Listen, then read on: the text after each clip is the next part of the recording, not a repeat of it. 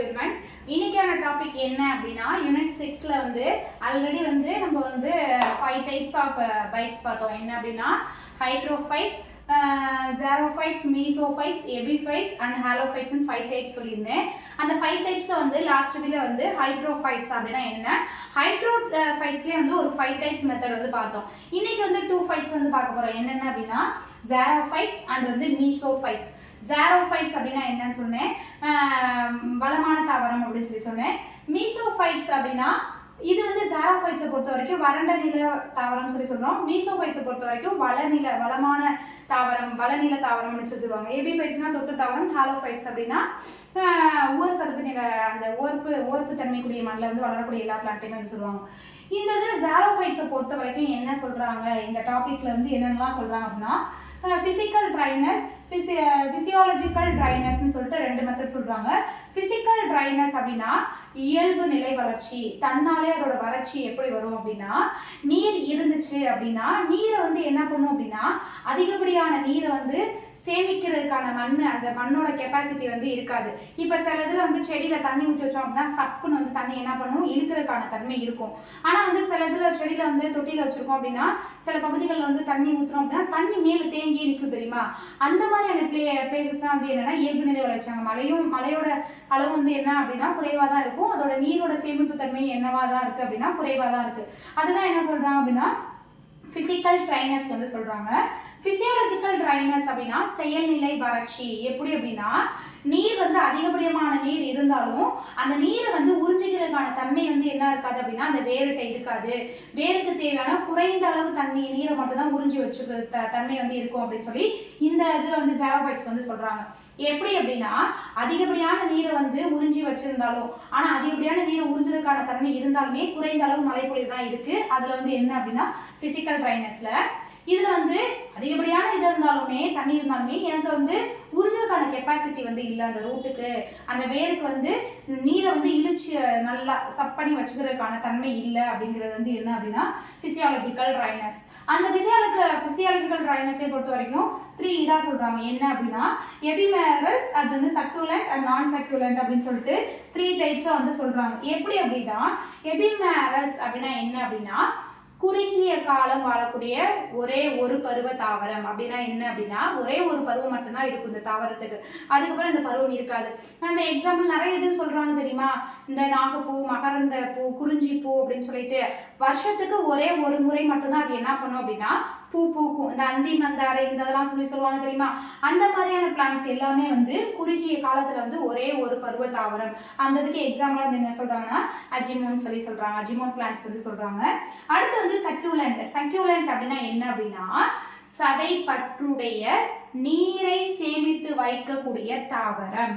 என்ன அப்படின்னா இப்ப வந்து அதுக்கு வந்து தண்ணி தேவையில்லை, தண்ணி வந்து இருந்தாலும் அதை ஸ்டோர் பண்ணி வச்சுக்கும். தண்ணி இல்லாத நேரத்துலையும் வறட்சி ஏற்படக்கூடிய காலத்துலையும் வந்து என்ன பண்ணும், அந்த பிளான்ட் வந்து நல்லா வந்து கிரீனிஷ் கலர்ல நல்லா க்ரோத்தா வந்து இருக்கும். என்ன பிளான்ட் அப்படின்னா எல்லாருமே பார்த்துருப்போம், ஆலோவேரா, சப்பாத்தி கல்லி, இந்த சோத்துக்கத்தாழை, கற்றாழைன்னு சொல்லி சொல்லுவோம் தெரியுமா. சப்பாத்தி கல்லி அப்படின்னா நல்லா சப்பாத்தி கல்லி இந்த மாதிரியான இதுல வந்து முட்கள் ஷேப்ல வந்து இருக்கும் தெரியுமா. அந்த மாதிரியான பிளான்ட்லாம் வந்து என்ன சொல்றாங்க, எதுக்கு எக்ஸாம்பிள் சொல்லி சொல்றாங்க அப்படின்னா சக்யூலண்ட், சதைப்பற்றுடன் கூடிய நீரை சேமித்து வைக்கக்கூடிய தாவரங்கள். அடுத்தது நான் சக்யூலண்ட் அப்படின்னா என்ன அப்படின்னா சதைப்பற்று இல்லாத நீரை சேமிக்க இயலாத தாவரம். என்னென்ன அப்படின்னா சதைப்பற்று இருக்காது, குச்சியாக தான் இருக்கும், ஆனால் அதோட வறட்சி நிலை ஏற்பட்டாலும் அதுக்கு நீர் வந்து இதாகாது. அந்த இதுக்கு வந்து என்ன எக்ஸாம்பிள் சொன்னால் ஜிஜிஃபஸ், இந்த இலந்த மரம்லாம் இருக்கும் தெரியுமா, அதே தோற்றத்துக்கூடிய மரத்தை தான் வந்து ஜிஜிஃபஸ், இந்த நான் சக்யூலண்ட் இதுக்கு வந்து எக்ஸாம்பிளாக வந்து சொல்கிறாங்க. இதோட மார்ஃபாலஜிக்கல் அடாப்டேஷன்ஸை பொறுத்த வரைக்கும் 3 இதில் சொல்கிறாங்க. என்ன அப்படின்னா ரூட்டு, ஸ்டெம்மு, லீஃபு. இதோட மார்ஃபாலஜிக்கல் அப்படின்னா என்ன அப்படின்னா அதோட வெளிப்புற அமைப்பு. மார்ஃபாலஜிக்கல் வந்து ஒரு பிளான்ட்டோட வெளிப்புற அமைப்பு வந்து எப்படி இருக்கும் அப்படின்னா ரூட் வந்து சில மரத்தில் வந்து வெளியிலையும் வரும் தெரியும், நல்லா மெச்சூர் ஆனிச்சு அப்படின்னா அதோட ரூட்டு பகுதி வந்து என்ன பண்ணும் வெளியிலையும் தெரியும், நல்ல இதில் நம்மளுக்கு வந்து விசிபிளாக தெரியும். ஸ்டெம்மை பொறுத்த வரைக்கும் எல்லா பிளான்ட்டோடைய ஸ்டெம்மே என்ன தான் தெரியும், நல்லா விசிபிளாக நம்மளுக்கு வந்து கண்ணுக்கு பார்க்குறதுல அளவில் தான் வந்து நம்மளோட அதோட பிளான்ட்டோட மார்ஃபாலஜிக்கல் இருக்கும். ஸ்டெம் வந்துருச்சு அப்படின்னா தன்னால லீஃபுமே வந்து எல்லாருமே விசிபிளாக பார்க்கக்கூடிய அளவுக்கு தான் வந்து லீஃபும் இருக்குது. இதுதான் இதோட வந்து மார்ஃபாலஜிக்கல் அடாப்டேஷன். லீஃப் ரூட்டை பொறுத்த வரைக்கும் தண்ணியை, நீர், அதுக்கு தேவையான ஃபுட் கண்டென்ட் எல்லாத்தையுமே ஸ்டோர் பண்ணி வச்சுருக்க கெப்பாசிட்டியும் தண்டு மூலியமா ஸ்டெம் மூலியமா என்ன பண்ணும் அப்படின்னா அதோட பிரான்ச்சஸ்க்கு எல்லாத்துக்குமே வந்து டிரான்ஸ்ஃபர் பண்ணுறதுக்கான கெப்பாசிட்டியும் லீஃபை பொறுத்த வரைக்கும் சன்லைட்டாக இருக்கட்டும், ஃபோட்டோசிந்தசிஸ் மெத்தடாக இருக்கட்டும், அந்த ஒரு பிளான்ட்டோட க்ரோத் அண்ட் டெவலப்மெண்ட்ஸ் வந்து அடுத்தடுத்த பிரான்ச்சஸ் வந்து கிரியேட் பண்ணுறது எல்லாத்தையுமே வந்து இந்த ஸ்டெம்மும் லீஃபும் பார்த்துக்குது.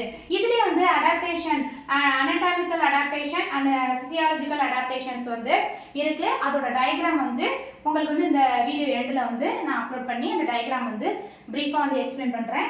அடுத்தது வந்து என்ன அப்படின்னா மீசோஃபைட்ஸில் வந்து என்ன இது பண்ணுறாங்க அப்படின்னா morphological adaptation, anatomical adaptation, physiological adaptation சொல்லிட்டு மூணு அடாப்டேஷன் சொல்கிறாங்க. அந்த மார்ஃபாலஜிக்கல் அடாப்டேஷன் அப்படின்னா என்ன அப்படின்னா மார்ஃபாலஜிக்கல் ஒரு பிளான்ட்டோட வெளிப்புற அமைப்பு எப்படி இருக்கும்? தண்டு இருக்கும், இலை இருக்கும், பூ இருக்கும், காய் இருக்கும், கனி எல்லாத்தையுமே என்னதில் சொல்கிறாங்க அப்படின்னா அதோட மார்ஃபாலஜிக்கல் அடாப்டேஷன், அதோட வெளிப்புற தோற்றம் எல்லாத்தையுமே வந்து மார்ஃபாலஜிக்கல் அடாப்டேஷன் சொல்கிறாங்க. அனடாமிக்கல் அடாப்டேஷன் அப்படின்னா என்ன அப்படின்னா அதோட வேர் பகுதி, அதோட உள் அமைப்பு வந்து எப்படி இருக்குது, அதோட புற அமைப்பு, அதோட வாழ்வியல் பகுதி எப்படி இருக்கு அப்படின்னா ஒரு வேரை வந்து மையமாக வச்சு தான் வந்து ஒரு தண்டாக இருக்கட்டும், ஒரு இலையாக இருக்கட்டும், ஒரு மரமாக இருக்கட்டும், அது வேரை தான் வந்து என்ன பண்ணியிருக்கு, அச்சாரமாக வச்சுருக்கு. அந்த வேரை பொறுத்த வரைக்கும் எல்லாத்தையுமே வந்து சப்ளை பண்ணுறதா இருக்கட்டும், எல்லா பிரான்ச்சஸ்க்கும் வந்து அனுப்புறதா இருக்கட்டும், சர்வே பண்ணுறதா இருக்கட்டும், எல்லா விதமே வந்து இந்த அனடாமிக்கல் தான் வந்து அனடாமிக்கல் அடாப்டேஷன் தான் யூஸ்ஃபுல்லாக இருக்குது.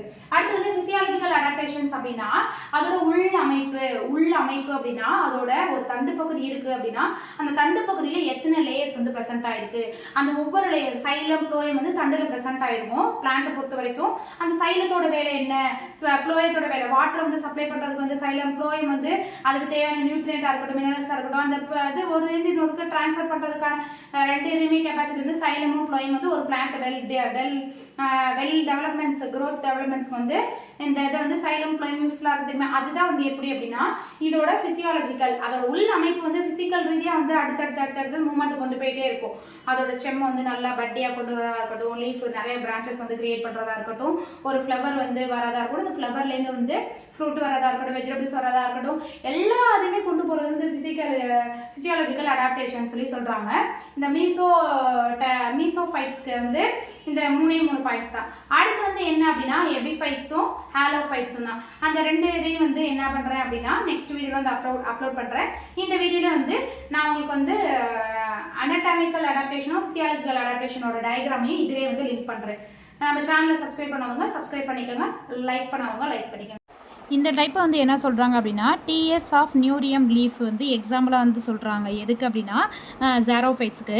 இந்த நீரியம் லீஃப் என்ன பண்ணும் அப்படின்னா இதோட உள்புற அமைப்பு வந்து நைட் டைமில் மட்டும்தான் இதோட இதை வந்து ஓப்பனிங் பண்ணும். இதில் வந்து நிறைய விதமான உரை வந்து இருக்குது, அதில் ப்ரெசென்ட் ஆகிருக்கு, அதில் வந்து திசுக்களும் நிறைய ப்ரெசென்ட் ஆகிருக்கு, நல்ல சதைப்பற்று வந்து காணப்படுது அப்படின்னு சொல்கிறாங்க. அடுத்து வந்து கீழே உள்ள இமேஜஸ் வந்து என்ன அப்படின்னா சக்யூலண்ட் லீஃப் ஆஃப் பெப்பரோமியா அந்த இதில் வந்து டிஎஸ் இதை வந்து சொல்கிறாங்க. எப்படி இருக்கும் அப்படின்னா நிறைய விதமான நீராவி போக்கை வந்து இதுதான் வந்து வடிவமைக்குது அப்படின்னு சொல்கிறாங்க. தேங்க்யூ.